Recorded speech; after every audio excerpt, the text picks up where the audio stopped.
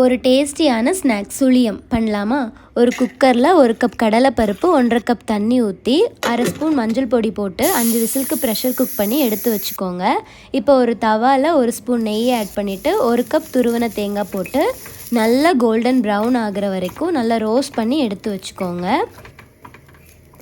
இப்போ நம்ம வேக வச்சுருக்க கடலைப்பருப்பை நல்லா மையாக ஒரு மத்து வச்சு மசிச்சு விட்டுக்கணும்.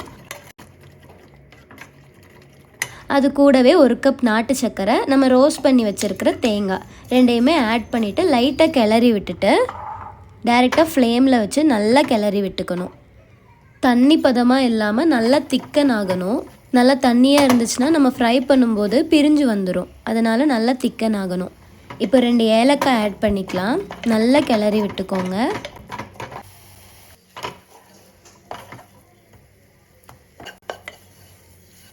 அவ்வளோதான், நம்ம பூர்ணம் ரெடி ஆயிடுச்சு. இப்போ பேட்டர் ரெடி பண்ணிக்கலாம். 1 கப் மைதா, 2 ஸ்பூன் அரிசி மாவு, 1/2 ஸ்பூன் உப்பு, கொஞ்சமாக மஞ்சள் தூள் போட்டு 3/4 கப் தண்ணி ஊற்றி நல்லா கலக்கி வச்சுக்கோங்க. கட்டி எதுவுமே இல்லாமல் நல்லா கலக்கி எடுத்துக்கணும்.